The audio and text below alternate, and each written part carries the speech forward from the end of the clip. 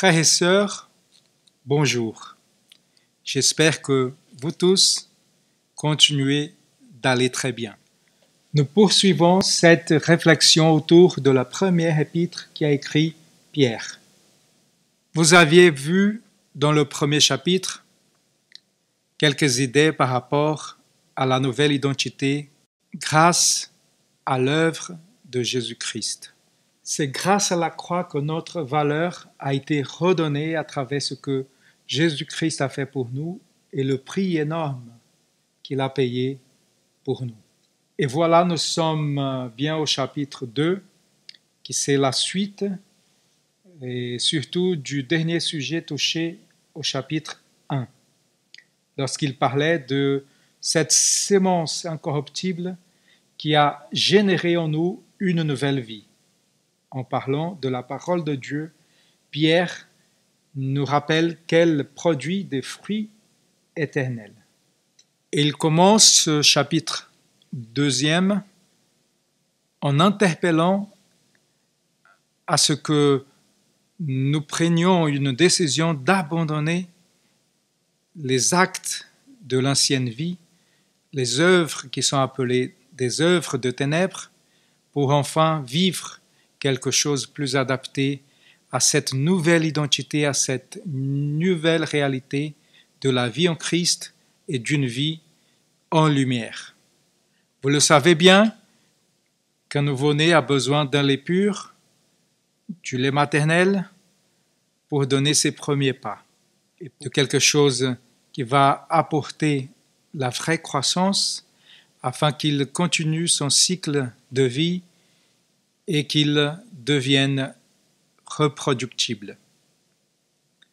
De la même façon, cette nourriture éternelle, cette possibilité de grandir et de croître issue de cette nourriture qui est la parole de Dieu, nous permettra à grandir de plus en plus et à être dans notre maturité en Jésus-Christ.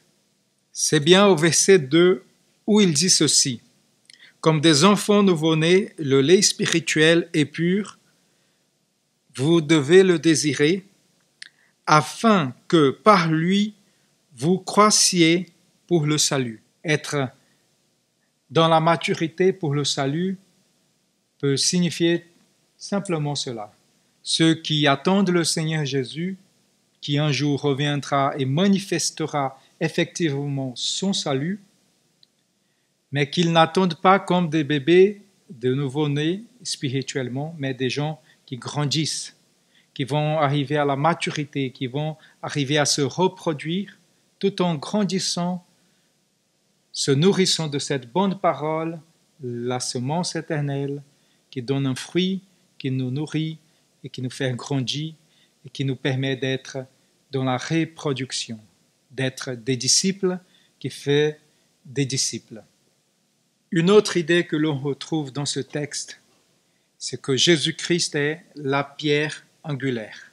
À l'époque, dans toutes les constructions, il y avait cette grosse pierre, une pierre principale, une pierre d'angle, où d'autres pierres étaient encastrées.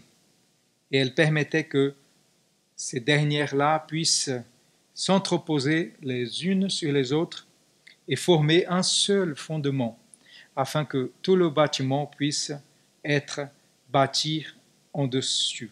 Nous aussi, comme des pierres vivantes, sommes appelés par Dieu pour comprendre cette facette de notre identité et aussi jouer un rôle de coopération et d'une construction ensemble pour le royaume de Dieu, pour cette construction, ce projet de Dieu appelé Église. Et nous, comme des pierres vivantes, nous ne sommes pas limités à des rencontres dans un bâtiment, nous ne sommes pas figés à une structure construite par l'homme, mais nous pouvons être partout, car les pierres vivantes peuvent se déplacer et peuvent aller partout afin d'ériger et édifier ce projet merveilleux de Dieu appelé Église. Cette pierre vivante entreposée peut devenir un support pour une autre pierre. Ainsi, nous formons ce bâtiment, Église.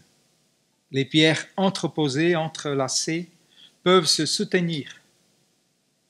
Elles étant alignées à la pierre d'angle, la grande pierre de sustentation, Jésus-Christ, ce bâtiment pourra être dans une belle croissance verticale et horizontale, bien alignée pour refléter la gloire de Dieu là où nous sommes. Et c'est à cela que Dieu nous appelle, refléter sa gloire. La logique introduite par Pierre ici, c'est que nous devenons aussi des sacrificateurs, des gens qui, comme à l'époque de Moïse, de son frère Aaron, surtout Aaron qui était le souverain sacrificateur, offraient des services ou bien des dons de Dieu à l'homme et offrait aussi les requêtes de l'homme envers Dieu. Et aujourd'hui, nous sommes appelés à faire ce pont, à devenir des passerelles, afin que ce qui est de Dieu, ce qui est commun au Seigneur, puisse être disponible à l'humanité. Et les soucis de l'humanité aussi, d'une manière comme des intercesseurs, comme ceux qui prient en faveur de nos amis, nous aussi, nous apportons ce qui concerne à la vie d'autrui devant Dieu par la prière. Voyons notamment ce qui est écrit au verset 9. Pierre le dit ceci. Vous, au contraire, vous êtes une race élue, un sacerdoce royal, une nation sainte, un peuple acquis, afin que vous annonciez les vertus de celui qui vous a appelé des ténèbres à son admirable lumière. Dieu est un Dieu de vertu. Il nous a appelés à la lumière parce qu'il est entouré de lumière. Il est la lumière. Et pourtant, touchés de cette expérience avec Dieu, de cette communion avec Dieu, nous pouvons transmettre ce que nous avons appris, ce que nous avons entendu, ce que nous avons découvert de la part du Seigneur. Et il est plein de bonnes choses, il est rempli de sainteté, de majesté. Et nous avons plusieurs et innombrables raisons de parler par rapport au Seigneur à toute personne, parce qu'il est merveilleux. Par ailleurs, Pierre parle aussi de notre rôle comme des citoyens, double citoyens, citoyens des cieux comme famille de Dieu, comme sacerdoce royal appartenant à ce royaume de Dieu, mais aussi comme des citoyens de cette terre, de cette nation. Voilà, je suis citoyen brésilien, de nationalité brésilienne, et j'habite en France. Je dois respecter les lois de ce pays. Je suis étranger ici, mais je respecte la loi de ce pays. De même, nous avons cette identité comme des étrangers. J'appartiens à une patrie céleste, j'appartiens au ciel, mais aussi j'appartiens à la terre. J'ai quelques droits et quelques devoirs comme citoyen de cette terre à exercer. Voyons ce qui est écrit à partir du verset 13. Soyez soumis à cause du Seigneur à toute autorité établie parmi les hommes, soit au roi comme souverain, soit au gouverneur. Et voilà, Pierre introduit à nouveau Jésus-Christ comme un exemple, un modèle, cette fois-ci à l'image d'un berger. Un berger qui, de son côté, a souffert afin de donner la vie à ses brebis. Puisque Jésus-Christ a souffert, nous aussi, nous sommes appelés à être prêts à supporter les souffrances comme une pierre qui supporte des coups. Et cela est appelé par Pierre comme un état de grâce, avoir la capacité de souffrir pour la cause du Seigneur Jésus-Christ et son évangile. Voyez ce qu'il est écrit au verset 19. Car c'est une grâce que de supporter des afflictions par motif de conscience envers Dieu, quand on souffre injustement. En effet, quelle gloire y a-t-il à supporter de mauvais traitements pour avoir commis des fautes? Mais si vous supportez la souffrance lorsque vous faites ce qui est bien, c'est une grâce devant Dieu. Dans un autre passage, l'apôtre Paul, ami aussi de Pierre, disait que nous n'avons pas simplement reçu la grâce de croire en Jésus-Christ, mais aussi la grâce et le privilège de souffrir à cause de lui. Ce qui jouera toute la différence dans nos souffrances, c'est que nous ne sommes pas seuls. Il y a la présence permanente qui a été promise par Jésus-Christ lorsqu'il a dit avant de monter au ciel, « Je suis avec vous tous les jours ». Le Seigneur est toujours capable de nous porter son secours et de nous attirer envers lui pour que nous nous retrouvions dans un abri sûr et certain. Celui qui porte le secours quand il nous faut est celui qui garde notre vie au creux de ses mains.